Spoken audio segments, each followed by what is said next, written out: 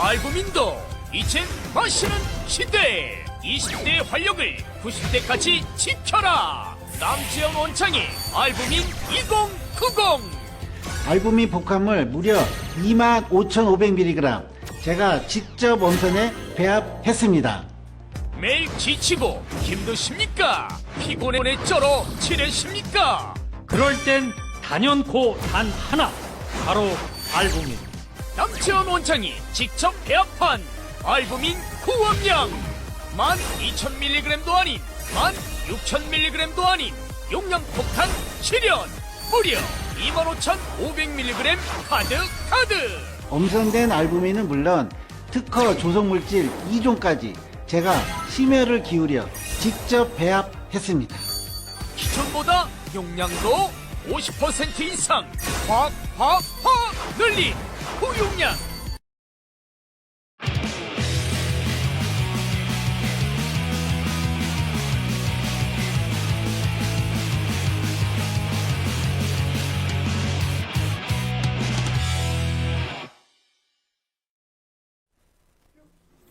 안녕하세요 여러분, 아시아투데이 TV 장혜찬의 정치펀치입니다. 이번 주도 매일 오후 2시에 여러분을 찾아뵙고 있고요. 어제 새해가 지났는데 정치권에 들려오는 소식들 썩 반갑지 않은 소식들이 많지만 그래도 함께 기운을 내서 이 긴 싸움, 그리고 반드시 이겨야 하는 싸움 잘 헤쳐나가면 좋겠습니다. 먼저 우리 아시아투데이 TV를 아껴주시고 장혜찬의 정치펀치 오후 2시 기억해주시는 모든 분들께 새해 복 많이 받으시라는 인사부터 드립니다.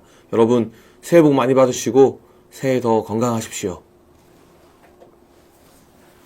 한편으로는 정초부터 공수처와 경찰이 불법적인 체포영장 집행을 하겠다면서 윤석열 대통령과 대통령실을 압박하고 있는 상황이 이어지고 있습니다. 오늘 지금 이 순간도 정말 많은 분들이 한남동 관저 앞을 지키고 있다는 거 잘 알고 있고요.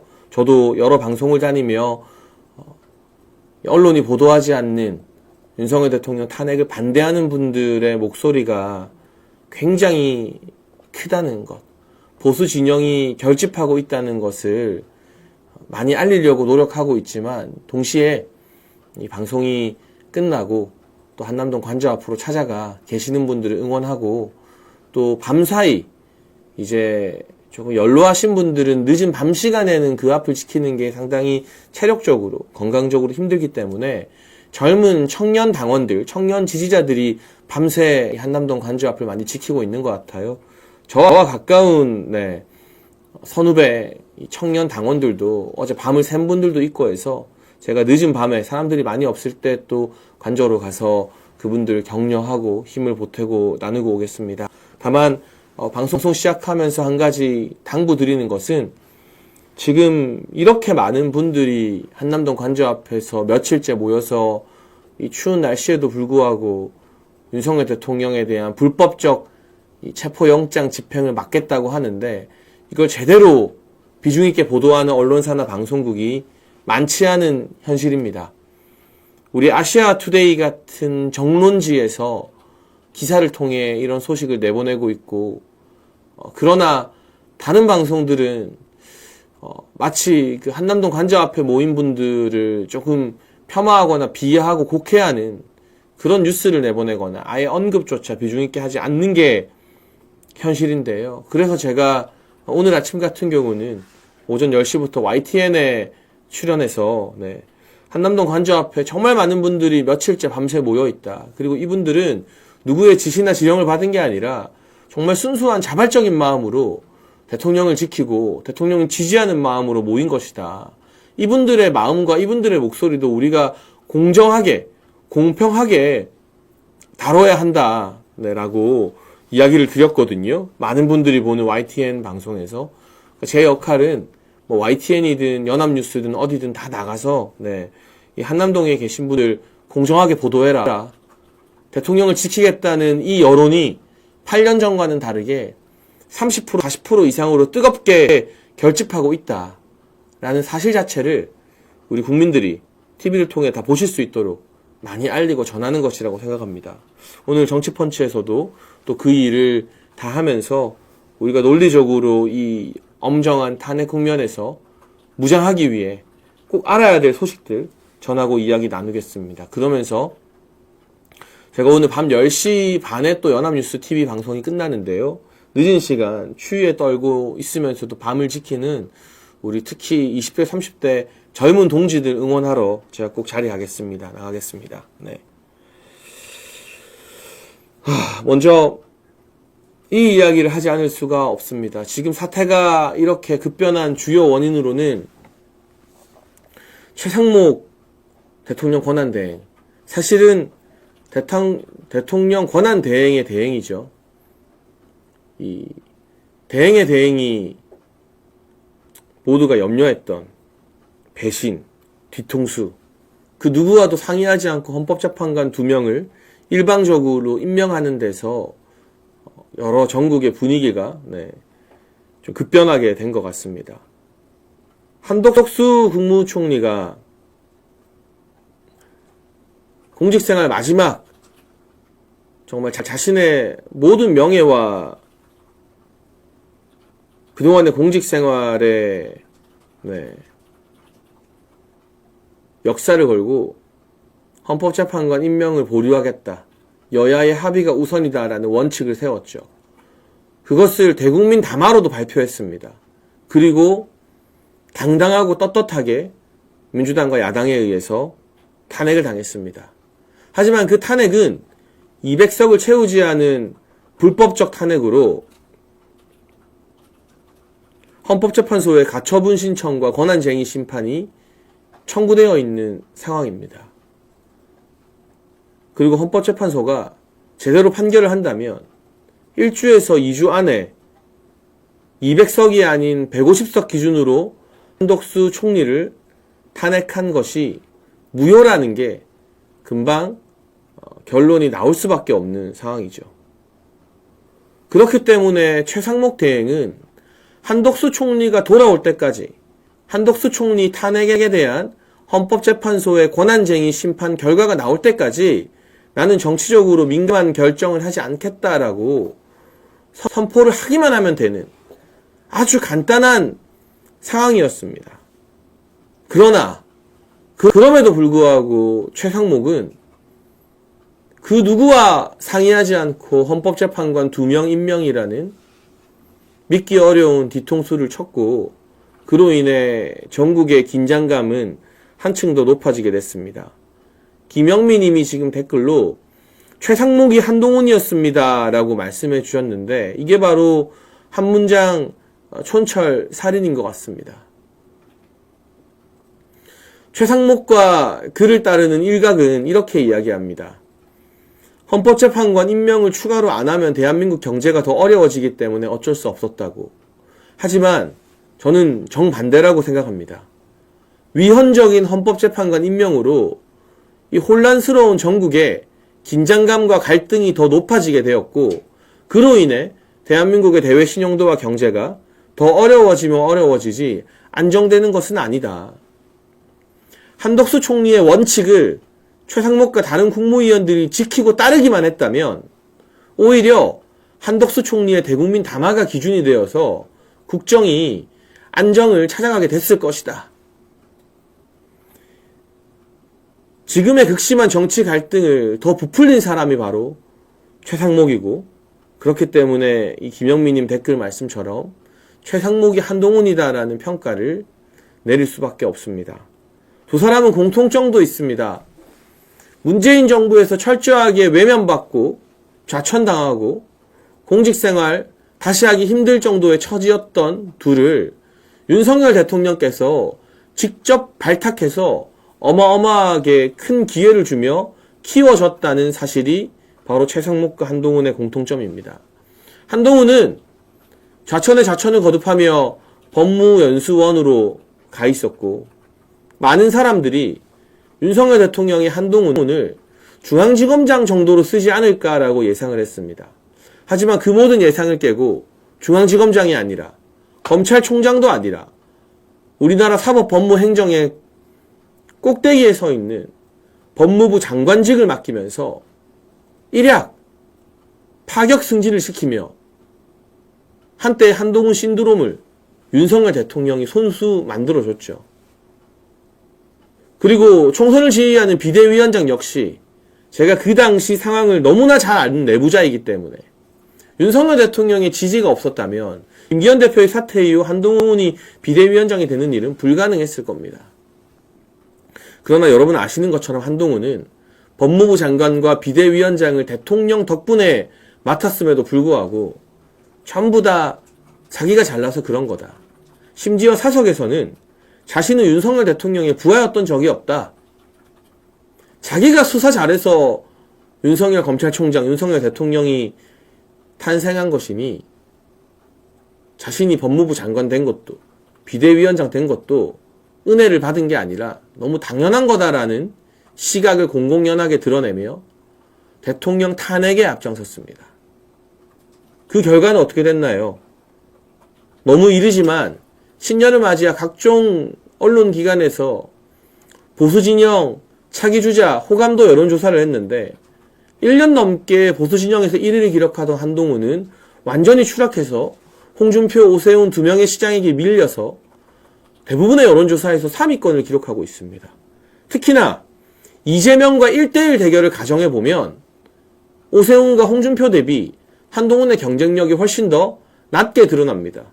그건 무슨 뜻입니까?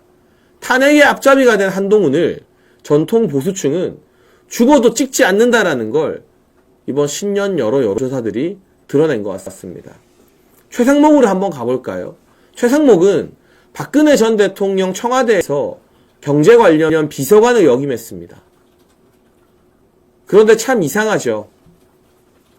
그 당시 박근혜 정부의 청와대에 근무했던 비서실장, 수석, 비서관, 심지어 행정관들까지 국정농단 사건의 여파에 맞물려 기소를 당하고 일부는 구속되고 옥살이를 하기도 하고 갖은 고초를 겪었는데 최상목은 경제 분야 핵심 비서관이었음에도 불구하고 특검의 기소 대상에서 제외가 됩니다.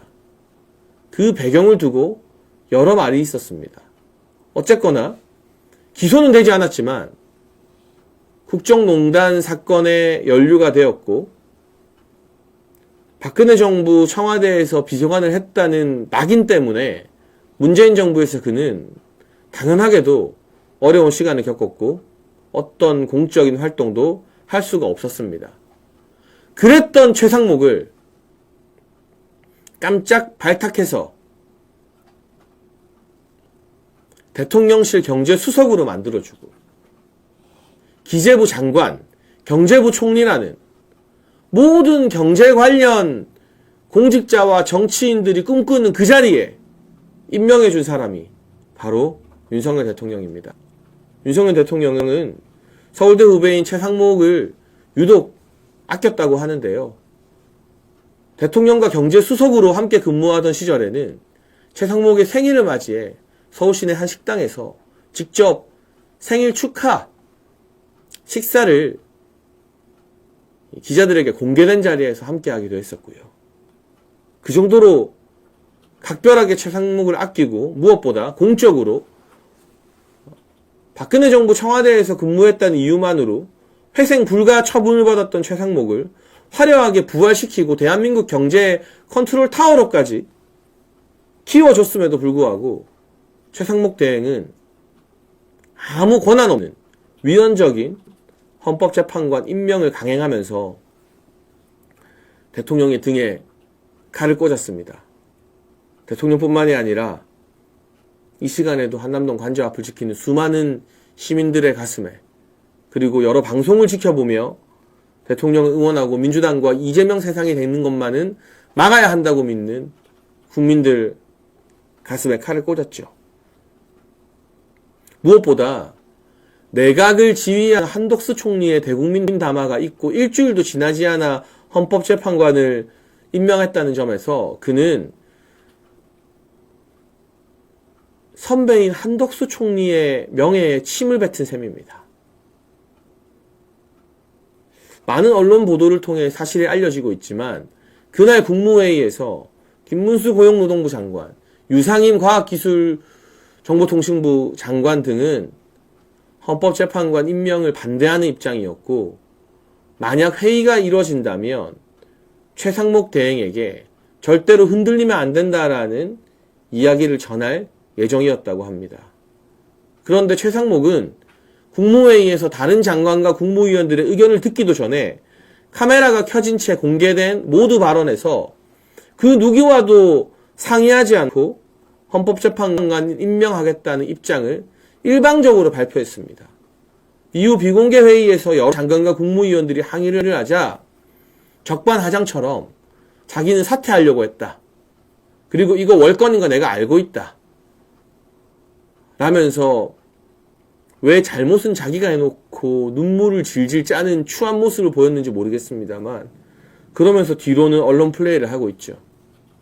이 역시나 한동훈의 언플과 똑같은 모습인 것 같습니다. 한편으로는 한동훈도 그렇고 최상목도 그렇고 윤석열 대통령이 신임하고 엄청난 기회를 주고 특혜를 준 대표적 두 명이 경제적 국면에서 대통령을 배신한 것을 보면 정치가 무엇인지 인생이 무엇인지 참 허무하고 더럽다는 생각도 듭니다만, 그렇다고 해서 한동훈과 최상목의 배신이 결코 용납되는 것은 아닙니다. 한편으로는 가장 믿었던 동생과 후배 두 명에게 연달아 배신당한 윤석열 대통령이 지금 얼마나 외로운 심정일지.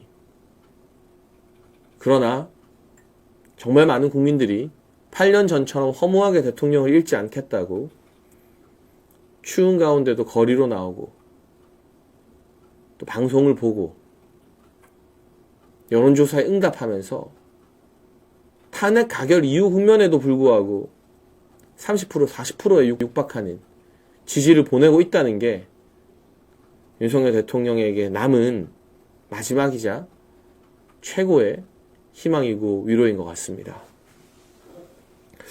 오늘 조한창 헌법재판관과 정계성 헌법재판관에 대한 취임식이 있었고 두 사람 바로 직무에 돌입한다고 합니다. 대통령 탄핵 심판에 대한 속도를 내겠다는 것인데요. 참 불행하게도 헌법재판관들이 임기를 시작했기 때문에 지금 실질적으로 조한창과 정계선 두 명의 재판관의 임명을 되돌릴 방법은 현실적으로 존재하지 않습니다. 그렇다면 헌법재판소에 제대로 된 판결, 그리고 민주당의 폭주로 켜켜이 쌓여있는 다른 심각한 탄핵 심판부터 먼저 하라고 우리 국민들이 한 목소리로 요구를 해야 될 것 같습니다. 저는 언제나 무엇이 윤석열 대통령과 우리나라를 위한 최선의 전략일까를 고민할 수밖에 없는데요.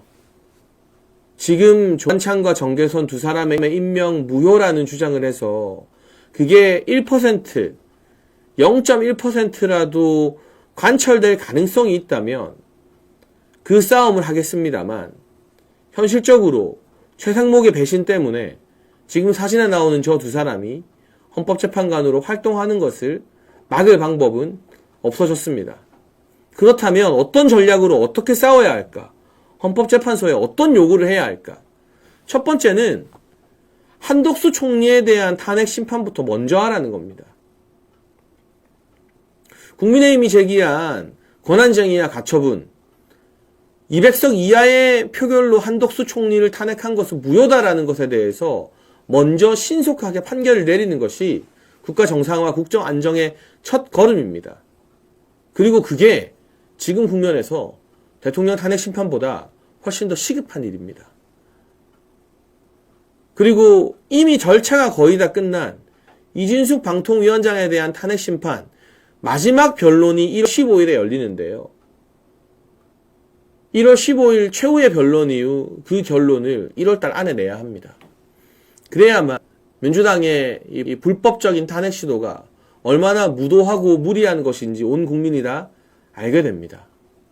그 모든 문제를 뒤로하고 도외시한 채 대통령 탄핵 심판에만 매달린다는 것은 민주당의 막가파식 탄핵 세례를 헌법재판소가 용인해준다는 뜻과 다름이 없습니다.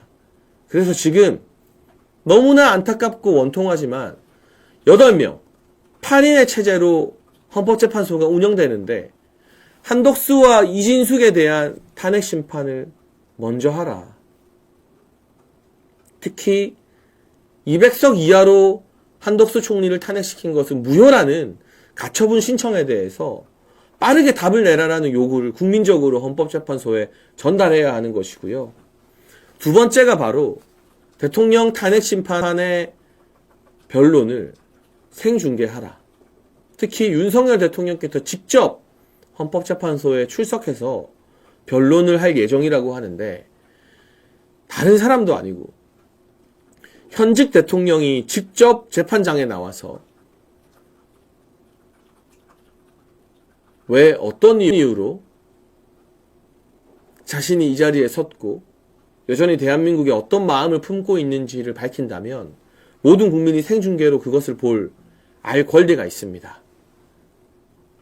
헌법재판소 방청 신청을 해서 들어간 일부 기자들이 앞뒤를 자르고 맥락을 왜곡해서 내보내는 기사가 아니라 시간이 지나고 나오는 편집본이 아니라 생중계로 윤석열 대통령의 목소리가 우리 국민들에게 전달이 된다면 대통령 탄핵 심판을 바라보는 국민 여론도 한층 더 달라지게 될 것이 확실합니다.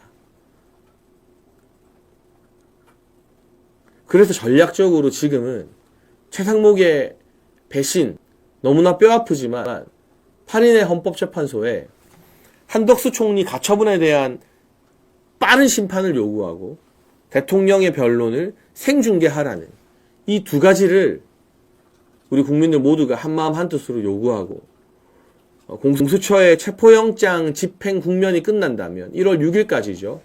여러분 당연하게도 1월 6일까지 이게 집행될 수가 없습니다. 집행하려 시도해봤자 국민들에게 막히고 경호처에게 막히는 게 100%입니다. 그래서 1월 6일 이후에는 헌법재판소에서 광화문에서 이 두 가지 요구를 헌재에 가열차게 해나가는 것이 지금 시점에서 우리가 헌법재판소에 취할 수 있는 최선의 전략이 아닌가 싶습니다. 네. 그리고 동시에 최상목의 배신과 더불어 공수처의 폭주를 지적하지 않을 수가 없는데요.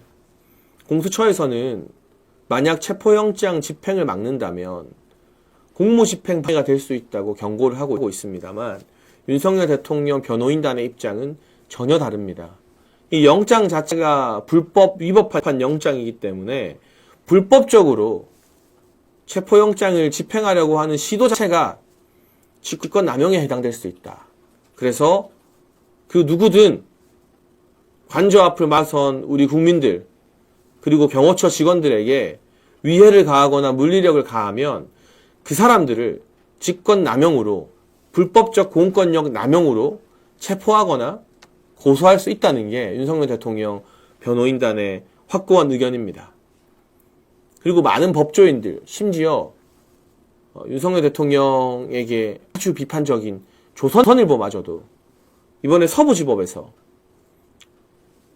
체포영장을 발부하면서 원래는 군사보안시설, 국가 주요 시설에 대해서는 영장을 집행하지 못하게 그 시설의 책임자가 막을 수 있는 권한이 있는데 이번 영장에서는 그런 권한을 행사할 수 없다라는 예외 적용을 서부지법의 판사가 달았어요. 그러나 우리 법전 어디에도 판사 개인이 그런 예외 조항, 있는 법을 무시할 수 있는 조항을 달 수 있다는 법이 없습니다. 이것이 바로 판사의 월권이고 위법이고 직권 남용에 해당할 수 있다는 기사를 오죽하면 조선일보에서도 실을 정도입니다. 그런 만큼 저는 불법적인 영장 청구를 하고 집행을 시도하는 공수처뿐만이 아니라 이 영장을 이례적으로 발부하면서 형사소송법 예외라는 기상천외한 내용을 적시한 서부지법의 판사까지도 추후 법정에서 직권 남용 등으로 응분의 대가를 치르고 처벌을 받게 될 것이다라고 확신을 할 수밖에 없습니다. 그리고 그 누구도 서부지법과 공수처가 내세우는 공무집행 방해라는 그런 가소로운 협박에 겁을 먹거나 위축되지 않겠죠.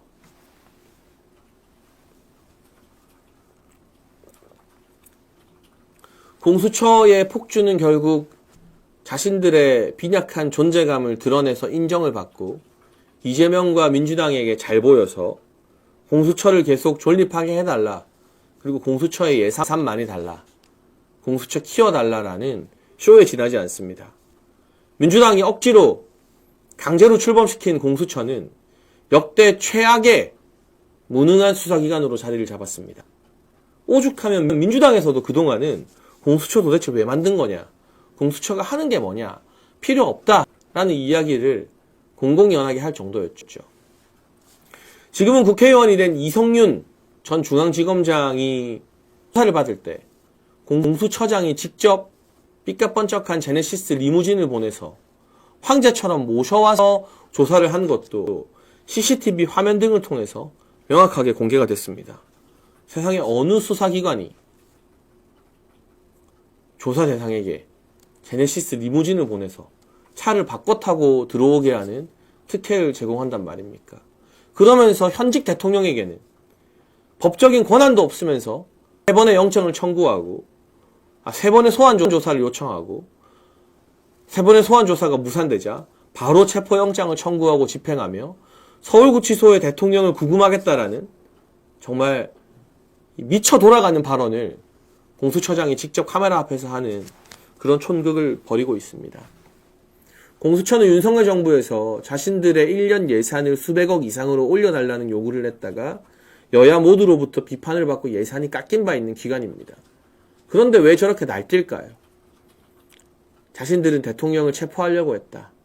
이런 모습을 이재명과 민주당 좌파들에게 보여주면서 공수처 예산 올려달라. 공수처 몸집 키워달라.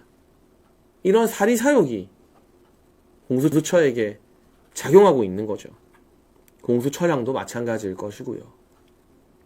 그러나 분명한 사실은 공수처는 내란 혐의에 대해서 조사하고 수사할 수 있는 권한 자체가 없고 기소 또한 불가능합니다. 그렇기 때문에 윤석열 대통령 변호인단에서 이 수사 자체가 불법이라 응할 수가 없다. 적법한 수사에는 대응하겠다라는 말을 하는 겁니다.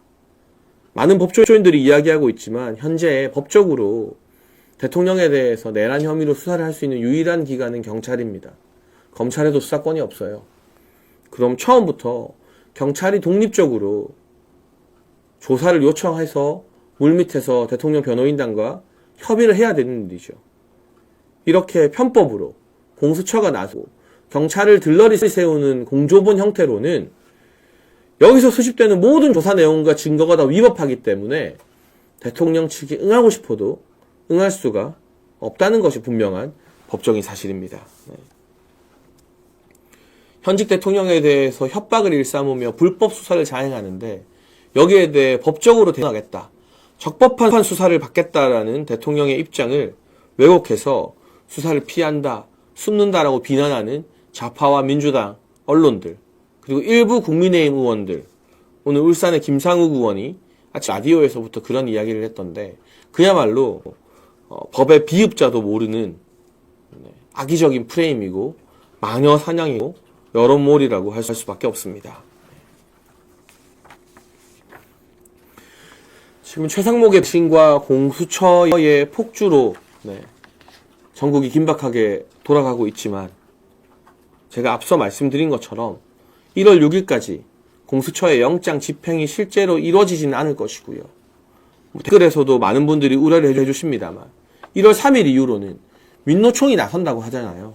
그런데 그 민노총의 폭동, 민노총의 불법적인 대통령 관저 점거 시도가 오히려 여론의 측면에서는 좌파들과 공수처 민노총에 대한 혐오감을 불러일으키고 이건 정말 해도 너무하는 거 아닌가. 현직 대통령에게 어떻게 이럴 수가 있는가 하는 여론의 반전을 만들어내게 될 것입니다. 그리고 또 경찰 기동대 역시 공수처의 들러리가 되어서 불법적인 영장 집행에 힘을 실어주는 것은 어렵다는 법적 검토가 끝났을 것입니다. 다만 1월 3일 이후 민노총이 폭력적으로 관저 진입을 시도하게 된다면 그 민노총을 막고 질서를 유지하기 위해서 경찰 기동대가 나서게 되는 그런 상황이 벌어지지 않을까 싶습니다.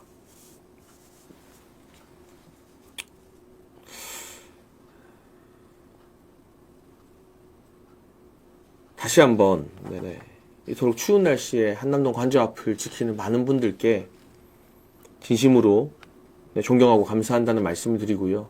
저도 방송 일정 틈틈이 그리고 특히 늦은 밤에 저와 가까운 젊은 친구들이 거기 육교에도 올라와서 동태를 주시하고 밤새 추위에 떨면서 관저를 지키는데 오늘 제가 또 연합뉴스 방송 밤에 끝나면 찾아가서 격려하고 따뜻한 커피라도 전하고 그렇게 하겠습니다. 그러나 동시에 한남동 관저 앞에 정말 많은 분들이 모이고 있고 그분들이 자발적으로 나와서 결코 극우나 어떤 폭력적인 선동에 휩쓸리지 않고 그저 불법적인 공수처의 영장 집행을 막아내기 위한 선의로 뭉쳤을 뿐이라는 사실을 방송에서 언론에서 누군가는 이야기하고 전파를 해야 합니다. 오늘 아침 YTN에서도 제가 그 이야기를 했어요. 이분들은 절대 극우가 아니다. 그리고 대통령이 한남동에 모인 분들에게 폭력적으로 뭘 하라고 선동한 적이 있느냐. 서부지법 가라고 했느냐. 헌재를 가라고 했느냐. 다 자발적으로 대통령 지지하는 마음으로 모인 분들이 어떻게 극우일 수 있느냐. 오히려 폭력적으로 관저 문을 열고 점거하겠다는 민노총이 폭력적인 극좌 세력 아니냐라는 이야기를 제가 했거든요. 누군가는 그런 이야기를 방송을 돌아다니면서 해야 하기에 그것이 또 국민 여론을 결집시키는데 꼭 필요한 싸움이기에 저는 그 역할을 또 최선을 다해서 해 나가겠습니다.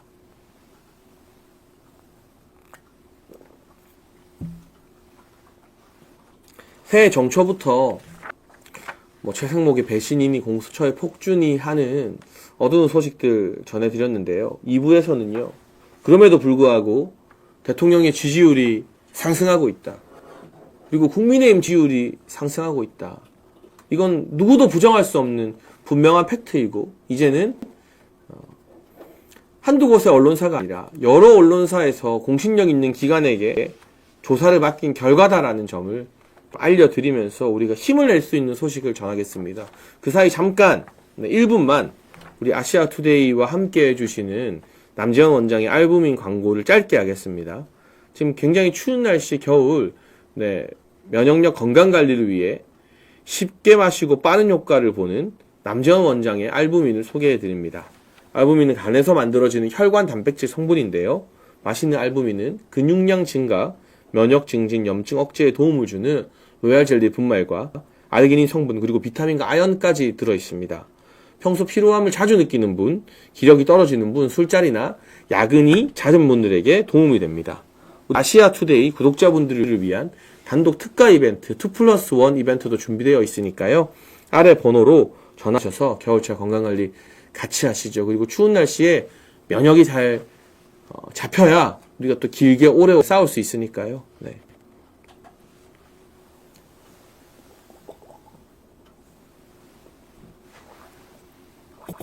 여러분들이 말씀해 주시는 이야기를 제가 다 잘 듣고 있습니다만 YTN이든 아시아투데이든 연합뉴스든 KBS든 또 CBS든 제가 최근에 출연하는 방송국들인데요.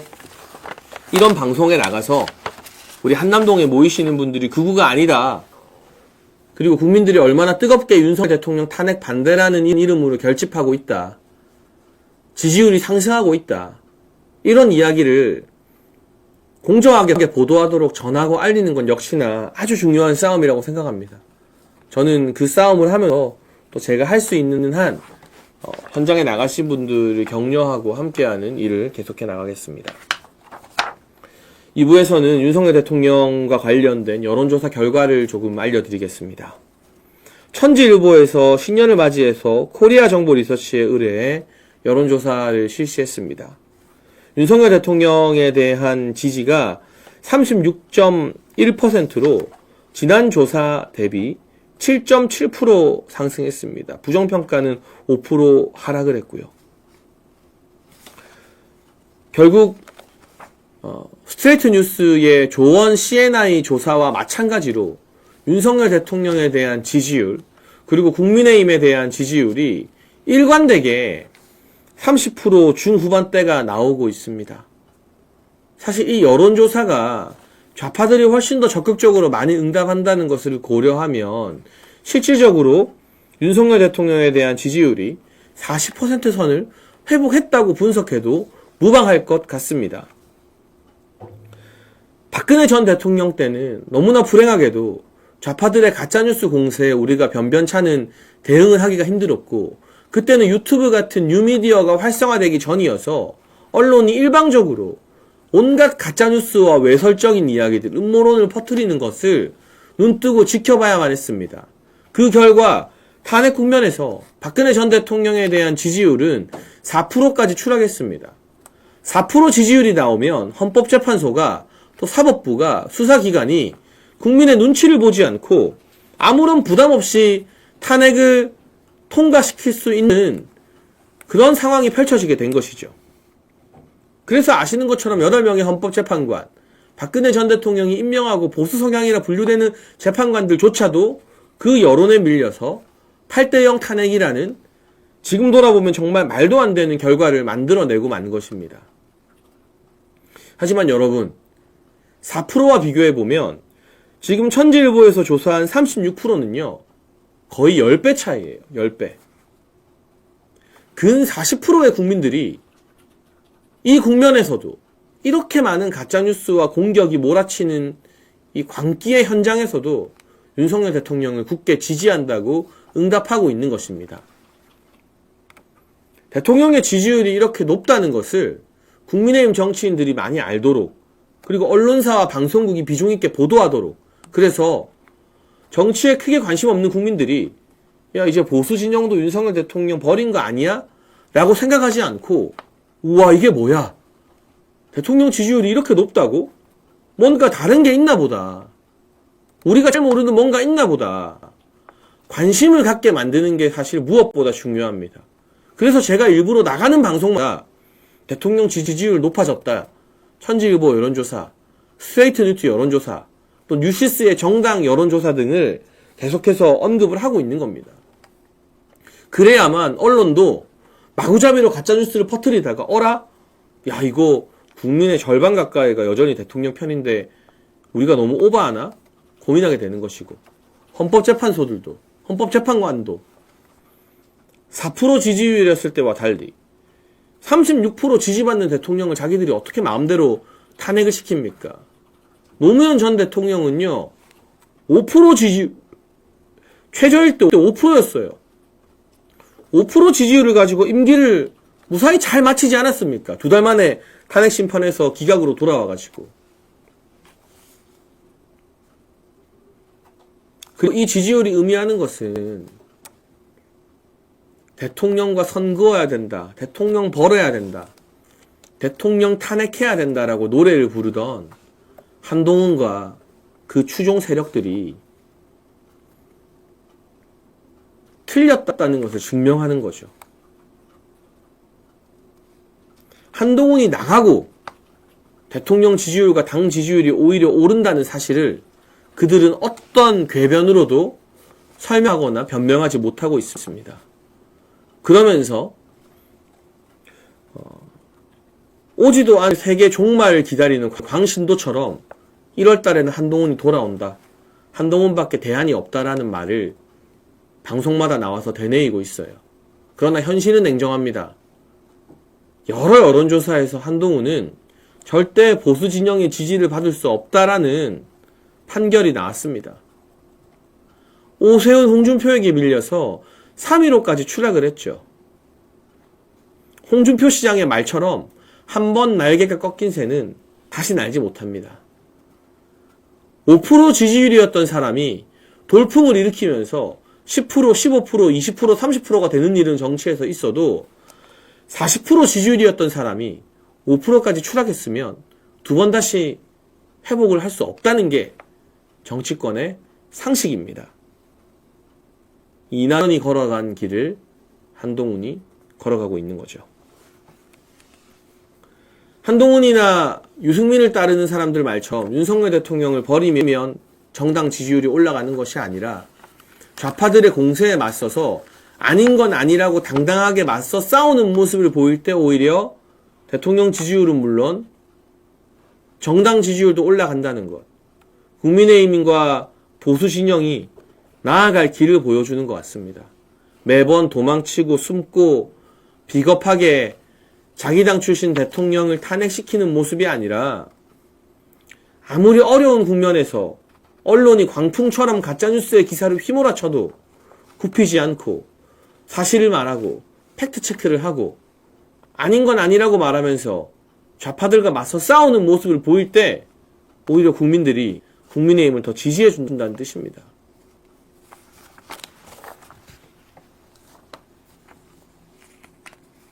유시스에서 조사한 여론조사 결과도 보죠. 여러분 아시는 것처럼 유시스라는 언론사는 통신사에 해당해요. 언론사들에게 기사거리를 제공하는 회사라는 거예요. 연합뉴스, 뉴스원, 유시스 정도가 통신사로 분류가 되는데요. 통신사는 어떤 뜻이냐? 속보를 제일 먼저 쓰고 모든 현장에 나가 있고 다른 언론사들이 이 통신사와 계약을 맺어서 연합뉴스와 뉴시스의 기사를 자기들이 받아 써요. 그러니까 굉장히 중요한 역할을 한다는 거죠. 신년 여론조사에서 윤석열 대통령 탄핵 기각해야 된다라는 응답이 37%가 나왔습니다. 그리고 국민의힘 지지율은 35.7%로 급상승했고요. 2030에서 특히나 국민의힘 지지율이 많이 올랐습니다. 민주당의 계속되는 탄핵 폭주에 보수층과 2030 세대의 거부감이 확산되었다는 겁니다. 여기서도 분석을 하지만 박근혜 대통령 탄핵 때보다 훨씬 더 높은 지지율 상승, 보수 결집이 뚜렷하게 여론조사 데이터로 나타나고 있습니다. 국민의힘 정당 지지율이 계속 오른다는 사실을 우리가 주목을 해야 하는 것이고요. 특히 국민의힘이 이 어려운 국면에서 20대와 30대, 60대와 70대에서 강세를 보이고 있다. 2030 세대가 진실을 깨달으면서 이 탄핵 국면에서 국민의힘을 지지하고 윤석열 대통령 탄핵 기각에 응답하고 있다는 것은 그야말로 고무적인 현상입니다. 지금 강화문 집회와 한남동 관저 앞에도 정말 많은 젊은 사람들, 2030들이 주축이 되어서 나오고 있다는 게 확인되고 있는데, 그럼에도 불구하고 기성 언론과 방송사들은 이런 새로운 현상을 제대로 보도하지 않고 있습니다. 그러면서 이 집회를 일부 유튜버들이 주최했다거나 보수단체 주최했다거나 이렇게 자꾸 극우 프레임으로 몰아가려고 하는데요. 그게 아니다. 여기에 나오는 사람들은 정말 자발적으로 대통령을 지키기 위해서 대통령 탄핵을 반대하는 마음으로 서울뿐만이 아니라 전국 각지에서 기차를 타고 버스를 타고 모여든 자발적으로 뭉친 국민들이다. 그리고 어떠한 폭력적인 행동도 하지 않는다. 오히려 불법적인 공수처의 영장 집행을 막고 민노총의 폭력을 막고자 모인 분들이기 때문에 이분들에게 극우 딱지를 붙이는 것 부당하다라는 이야기를 저라도 여러 방송을 돌면서 해야 할 필요가 더 절실한 것 같습니다. 지금 이번 유시스 여론조사를 한 기관인 에이스 리서치에서는 이렇게 분석을 하고 있습니다. 윤석열 대통령과 여당인 국민의힘 지지율이 같이 올라가고 있는 커플링 현상이 보인다. 그러니까 윤석열 대통령과 국민의힘을 따로 떼서 디커플링 하겠다. 대통령은 어떻게 되건 말건 국민의힘만 잘 먹고 잘 살아보겠다라는 게 성립 불가능하다는 것을 여론조사 데이터가 보여주고 있는 셈이죠. 이런 추세로 볼 때 윤석열 대통령 지지율은 ARS 기준 4%를 돌파할 것으로 보이며 전화면접 조사에서도 30%를 넘는 것은 시간 문제로 보인다. 이러한 윤석열 대통령과 국민의힘의 지지율 커플링 현상 배경에는 대통령 탄핵을 막겠다는 보수층 결집과 2030 세대의 새로운 계몽 운동이 이어지면서 중도층까지 지지가 확산될 것으로 보인다라고 설명을 했습니다. 그리고 또한 아주 의미심장한 결과도 있는데요. 대통령 탄핵이 국익에 도움이 되지 않는다가 앞서 소개드린 천지일보 여론조사에서 44.7%로 매우 높게 나왔습니다. 윤석열 대통령이 대선에서 약 48%의 지지율을 받으면서 대통령이 당선이 되었는데, 윤석열 대통령 탄핵은 대한민국의 이익, 국익에 도움되지 않는다는 응답이 무려 44.7%가 나왔다는 것은 이 엄중한 탄핵 시국에서 윤석열 대통령을 당선시켰던 48%의 국민들이 지금 거의 다 다시 돌아오고 있다. 거의 다 다시 뭉쳤다라는 걸 제 개인의 주관적인 평론이 아니라 여론조사 데이터가 증명하고 있는 셈입니다. 대통령을 버려야 당이 산다, 보수가 산다고 말했던, 지금도 말하고 있는 한동훈과 유승민, 그 졸개들의 어설픈 정치적 식견이 전부 다 틀렸다는 것을 명확한 데이터가 증명하고 있죠. 조선일보와 동아일보, 조중동도 놀랐을 겁니다. 조중동은 아마 지금쯤 대통령 지지율이 박근혜 정부 때와 마찬가지로 4%, 5%로 떨어지고, 그럼 결국 조중동이 내세운 꼭두각시가 국민의힘을 접수해서 다시 보수를 이렇게 세우자 라는 시나리오를 그렸을 겁니다. 그런데 이게 웬걸? 이제 보수층 여론은 조중동이 주도하지 않아요. 많은 분들이 아시아투데이 같은 새로운 언론의 정론을 주시하고 있고, 유튜브를 통해서 수많은 메시지와 팩트체크가 실시간으로 전달되고 있고, 그리고 이제는 국민들이 자발적으로 언론 기사에 귀속되는 것이 아니라 사실을 찾고 진실을 찾아 능동적으로 판단을 하는 시대이기 때문에 조중동의 예상과 달리 윤석열 대통령과 국민의힘 지지율은 나날이 꾸준히 폭등하고 있죠. 급상승하고 있죠. 이 어마무시한 동력을 지금은 기성 언론들이 온 힘을 다해 외면하고 폄하하고 왜곡하고 있어도 이번 주가 지나가면, 다음 주가 지나가면 점점 더 이 국민들이 윤석열 대통령 중심으로 결집하고 있다는 현상을 부정하기가 힘들어질 것입니다. 그리고 그 사실들이 이제 조금씩 기성 언론과 방송을 통해서 전파가 되고 알려지면 분위기가 달라지게 되는 거죠. 헌법재판관이 8명이 되었다 하더라도 그들 누구도 감히 40%의 지지를 받는 현직 대통령을 민주당의 일방적 주장만으로 탄핵시키는 것은 무척 부담스럽고 어려운 일이 될 수밖에 없습니다. 그리고 한편으로는 이 최상목의 배신으로 국무위원들이 강단있게 최상목에게 따지고, 정진석 비서실장과 대통령실 고위 참모들이 일괄적으로 사의를 표명하고, 김태규 방통위원장 직무대행도 사표를 쓰고, 김문수 장관과 유상임 장관이 최상목에게 따지고 하는 과정에서 우리 국무위원과 대통령실 고위 참모들의 기강도 다시 한번 확립이 됐다. 정말 제대로 싸우자는 분위기가 내각과 대통령실 내부에서 더욱더 단단하게 형성이 되었다라는 점도 앞으로 새로운 국면이 펼쳐지기에 충분한 근거인 것 같습니다. 준태희 님이 댓글 달아주셨는데요. 지방에서 시위 못 가는 사람들은 정보를 알고 싶어 합니다. 누가 방송합니까? 누가 알립니까? 우리 편끼리 비난하지 마세요. 네. 또 이 방송을 통해서 정보를 습득하고 전국이 어떻게 돌아가는지 아시고 싶은 분들도 상당히 많기 때문에 그러한 역할을 우리 아시아투데이 TV 또 오후 2시에 찾아오는 정치펀치에서 해야만 하는 것이고요. 또 제가 다른 방송에 열심히 출연하는 것도 제가 나가지 않으면 방송국에서 한남동에 모인 분들을 그냥 보수 유튜버 세력이라고 평가하거나 극우 집회라고 막 폄하를 해요. 실제로 그런 질문들이 와요. 이거 극우 집회 아니냐? 그럼 제가 설명하는 거예요. 아니다. 이분들이 어떻게 극우냐? 아주 평화적인데 폭력과 거리가 먼데 정말 자발적으로 대통령 탄핵 반대하는 여론이 40%까지 지금 육박하고 있다. 여론조사 데이터 다 나오지 않았느냐? 이 40%의 국민들을 무시하고 어떻게 일방적인 탄핵 찬성만 보도할 수 있느냐. 제가 그런 이야기를 함으로써 균형이 맞춰지는 거죠. 그런 의의가 있다는 말씀도 같이 꼭 드리고 싶습니다. 지금 전국에 많은 전운이 감돌고 있습니다. 오늘 사실 공수처가 체포영장 집행할 걸로 간을 봤죠.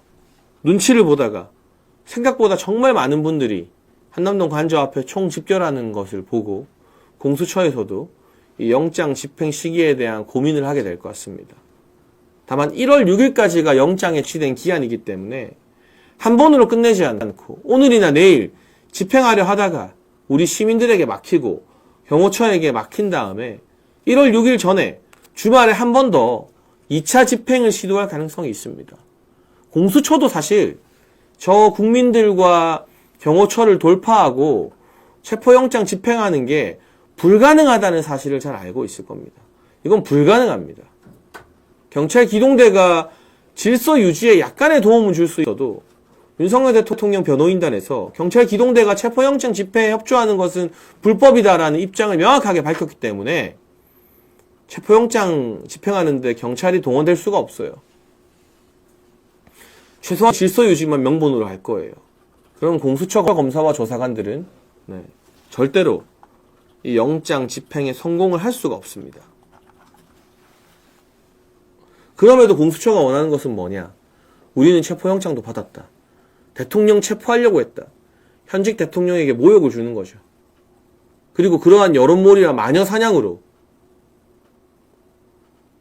탄핵 심판에 부당한 영향을 끼치려는 거죠. 그리고 나아가서 이재명과 민주당에게 딸랑딸랑 잘 보여서 공수처 예산 올려달라. 공수처 규모 키워달라. 공수처를 검찰과 맞먹는 조직으로 밀어달라. 이런 정치적인 요구를 하고 있는 셈입니다. 지금 여러분 우리 아시아투데이에서 대통령의 한남동 관저 앞에 집결한 국민들 실시간 중계를 하고 있습니다. 여러분 매일 신문을 발행하는 정규 언론사 중에 이렇게 비중 있게 한남동 관저 앞에 집회와 광화문 집회를 실시간으로 중계하고 보도하는 그런 언론이 아시아투데이 말고 또 있습니까? 여러분 아시아투데이 TV도 구독 많이 해주시고요. 신문으로도 나오거든요. 종이신문으로. 네이버에서도 아시아투데이 검색해서 기사 읽으시는 것도 좋지만 응원하는 의미에서 아시아투데이 신문 받아보기도 우리 좀 많이 했으면 좋겠습니다. 이런 언론사의 힘을 실어줘야만 나라를 바로 세울 수 있고 이 위기의 국면에서 중심을 잡는 언론도 있다는 게 얼마나 큰 힘이 되는지 모르기 때문입니다. 준케이님이 또 댓글 달아주셨는데요. 지금 한동훈이 나오려고 시동 중이다. 흙탕물이 만들어진다. 기존 스피커들이 전투태세를 유지해야 된다. 그럼요, 맞습니다. 한동훈은 이제 관심종자라고 하죠. 언론에 카메라 없이는 살 수 없는 관종이기 때문에 금방 또 나와서 대통령 탄핵 찬성, 윤석열 대통령은 버려야 보수가 산다, 이런 말도 안 되는 이야기를 막 늘어놓을 겁니다. 그러면서 조기 대선 플랜에 시동을 걸 겁니다. 그러나 여론조사 결과 3등 이하로 추락한 한동훈이 그렇게 많은 기사를 잡아먹는 것을 막기 위해서라도 한동훈에 반대되는 대통령 탄핵을 막아 세우는 것이 보수 진영을 살리는 길이라고 말하는 스피커들이 더 많이 방송에 나가고 더 많이 인터뷰를 하고 더 많은 기사를 만들어내야만 하는 것입니다. 지금 이 추운 날씨에 저기서 태극기를 흔드는 우리 국민들 보니까 저도 가슴이 뜨거워지고 또 먹먹해지는데요. 진심으로 감사한 마음을 담아 윤석열 대통령께서 어제 늦은 시간 집회 주최 측에 대통령의 친필 서명이 담긴 친서를 보내셨죠. 너무나 감사한 마음이다. 그리고 자유 대한민국을 위해 끝까지 싸우겠다라는 윤석열 대통령의 의지가 다시 한번 전해졌고, 민주당에서는 그걸 가지고 뭐 내란 선동이니 폭력 선동인이라고 하는데 대통령의 친서 그 어디에도 폭력을 행사하라거나 불법 집회를 하라는 내용이 없습니다. 그저 자발적으로 모인 분들에게 감사한 진솔한 마음을 표현하고 이 부당한 가짜뉴스 공세 속에서 굴하지 않고 당당하고 떳떳하게 자유 대한민국을 지키기 위해 맞서 싸우겠다는 자신의 의지를 알렸을 뿐입니다. 이 대통령의 친서가 얼마나 위협적이면, 그리고 지금 여론조사에서 대통령 지지율이 30% 중후반을 넘어 40%까지 치솟는 게 얼마나 부담스럽고 겁이 나면 그 친서 한 장을 가지고 민주당이 벌벌 떨면서 난리를 치겠습니까? 그만큼 지금 국면이 전환되고 있고 반전으로 가고 있는 길목이다라는 확고부동한 증거가 아닌가 싶습니다.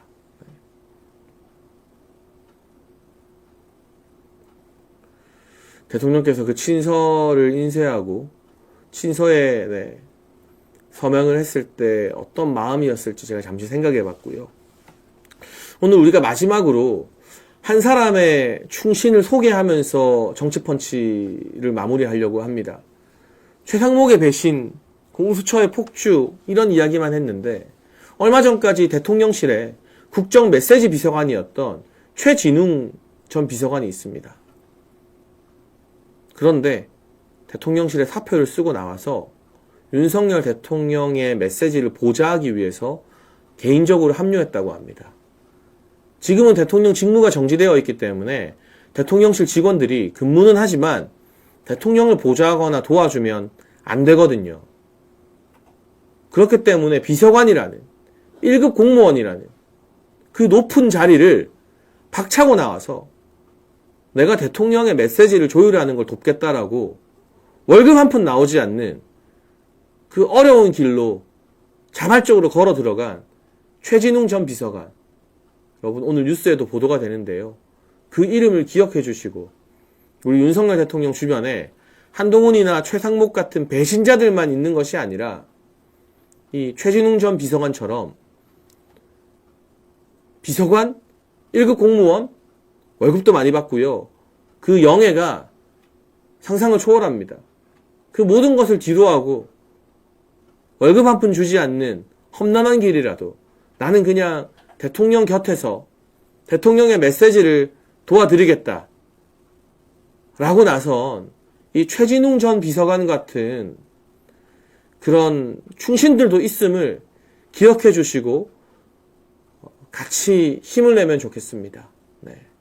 저도 제가 여러 방송 현장을 지키고 있지만 방송 현장뿐만이 아니라 중간중간 틈나는 시간이나 또는 특히 오늘 늦은 시간 야밤에 그곳을 지키는 젊은 친구들 격려하기 위해서 제가 달려가고 최선을 다하겠습니다. 여러분, 윤석열 대통령 주변에는 여러분이 있고요.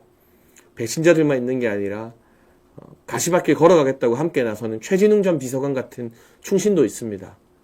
우리가 이런 충신들이 있다는 걸 기억하면 가슴이 뜨거워지고 함께 할 수 있는 힘이 더 생기니까요. 제가 소개해드렸고요.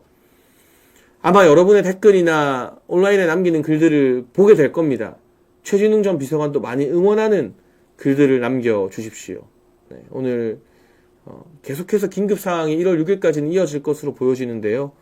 매주 오후 2시에 찾아오는 장혜찬의 정치펀치 꼭 필요한 소식 전해드리면서 여러분께 힘을 드릴 수 있는 방송이 되도록 애쓰겠습니다. 저는 오늘 밤에는 앞서 말씀드린 것처럼 연합뉴스TV에 또 나갑니다. 오늘 아침에는 YTN 출연했고요. 이런 곳에서 제가 대통령 지지율이 40% 되고 있다. 대통령 지키자는 국민들이 이렇게 자발적으로 많이 모이고 있고 그분들 그거 아니다.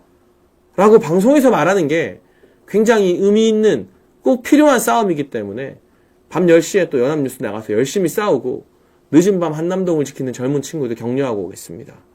여러분 오늘도 정치펀치 시청해 주셔서 감사하고요. 특히 관리자로 자원봉사해 주시는 박경현님 대단히 감사드립니다. 저는 또 내일 오후 2시에 변함없이 아시아투데이TV 정치펀치에서 찾아뵙겠습니다. 감사합니다.